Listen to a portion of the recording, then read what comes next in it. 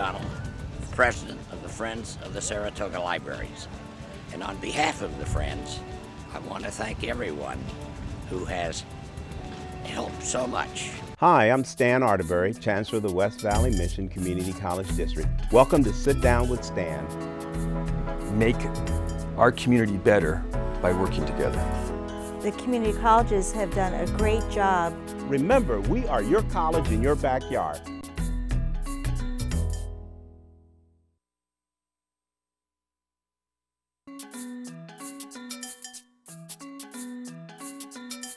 We've been spending some time talking about our upcoming fashion show on May the 9th.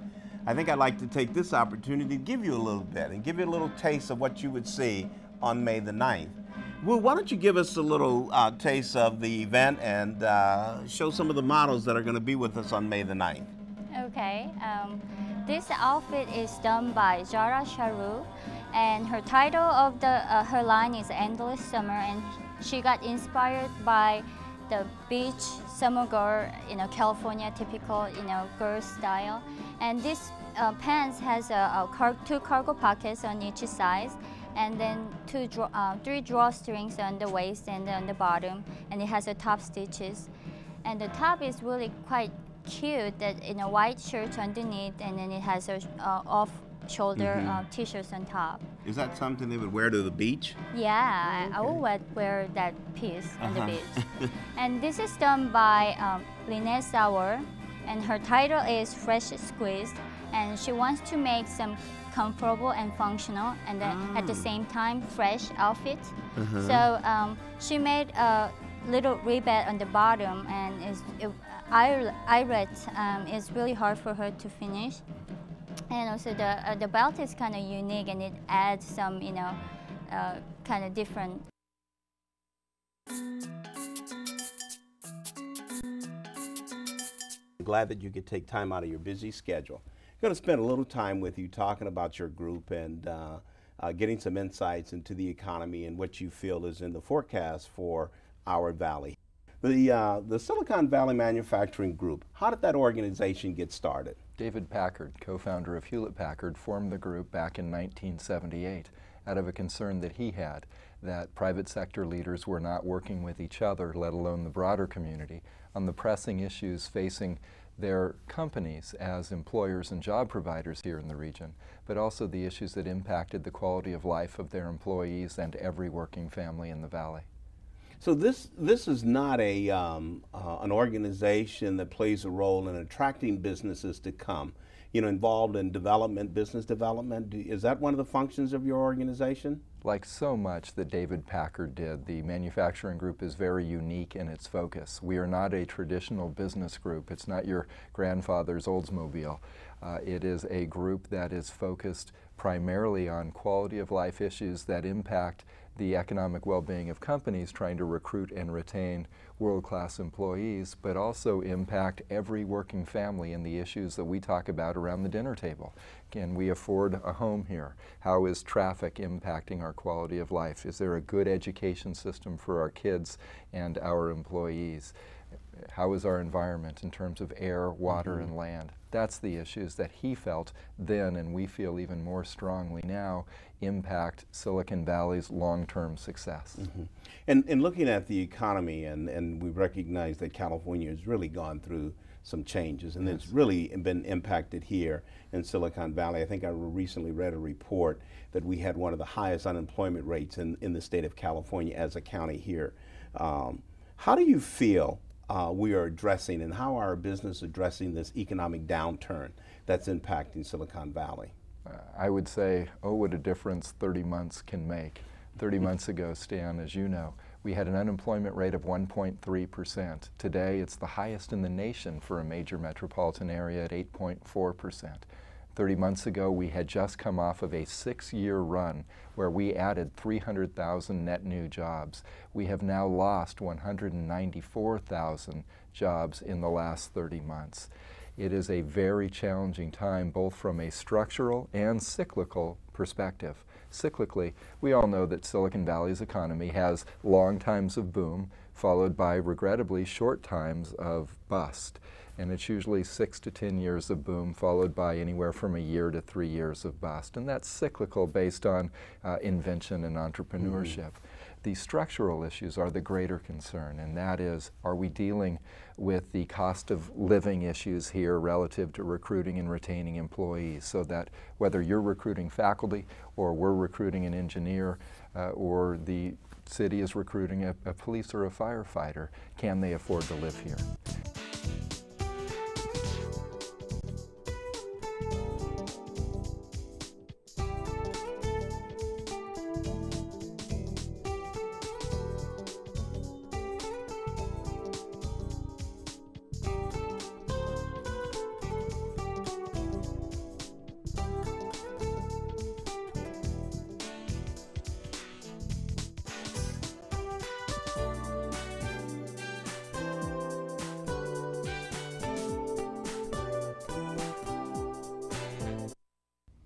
Welcome to Saratoga Today. I'm your host, Norman Klein.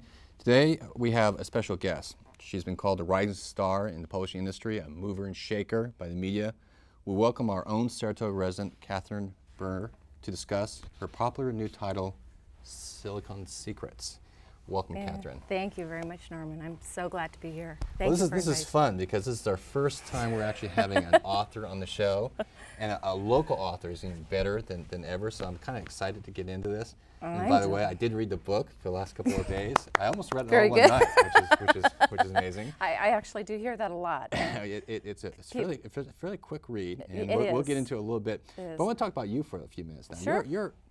You're local. You're a local author. I mean, you're as local as you can get, right? You went to Saratoga High School and Lincoln High School. I graduated from Saratoga High School, yes. So that's pretty local. Went to West Valley College. Went to West Valley. Went to school right here, West Valley College. Yes, I did for 2 years. And been here ever since. Yes, I've been in Saratoga. It's such a beautiful place to live. So you're about as local. You have 2 boys now, I believe? I do. They're both in college now, and so we just. What are they doing now? Our eldest just graduated from college, and he is in Washington, D.C., interning for Senator Feinstein for the summer. Wow, that's cool. He's in politics. And politics. Great. Yes, our youngest is a junior at Cal State Monterey Bay. And he's a surfer, I understand? He's very much a surfer, so yes. Just getting him back over the hill occasionally will be. Now, that's kind of interesting that he's a surfer, because there's certain little things in this book that we may go back into a little bit without getting any information into. That's exactly right. In fact, there are parts in the book that one of the towns that takes place in is called Seabreeze, and I actually would ask my son, the surfer, about, there's parts where I talk about surfers, and I would ask him okay, is this exactly, I want to get it right, I want to get the wording right, is this what, the waves and the wind and what a surfer would wear and all the wording and everything, and so he helped me a lot with that. What they wear, et cetera. Exactly. Travel far, your imagination can be your shooting star. Lit. I'm going to go over here, and I'm going to put a Y. All you gotta do is read a book. Open up the cover and take a look. All you gotta do is read a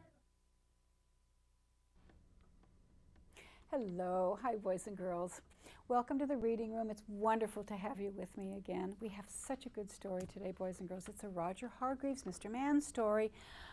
People who come to my website and send me emails say they really like the Mr. Man stories. So we have a lot of Mr. Man stories, a lot of Little Miss stories, and I think they're so much fun. Our story today is called Mr. Nonsense. And I want to tell you first, before Lionel comes, because Lionel's helping me with the phonics lesson today. Before Lionel comes, I want to be sure that you understand what nonsense means. When you put no or non in front of a word, it means that it's not that word. So nonsense, like if I said non-stop, that would mean it went on and on and on and didn't stop. Nonsense means no sense, well, sense. Well, if I use this sentence, listen. Oh, he had such good sense. That means you thought about things very carefully. You were sure you were doing the right thing before you started. You didn't do anything silly. You didn't do silly things that you hadn't thought about, that you didn't use your good sense. Mr. Nonsense does a lot of silly things, and he's a very silly guy. but he's very lovable, and he's very nice, and he's very kind. So when you hear the story and you look at Mr. Nonsense, you'll see he's got one of these. A smile, a big grin from ear to ear. He's such a funny guy. Up here. What's the matter? Are you bashful today? Voila! Ah. It's a grand entrance. It's a wonderful grand entrance, my darling. Yes. Beautiful. Yes. Absolutely fabulous. That was the best grand entrance I think I've ever seen. Give yourself a hand.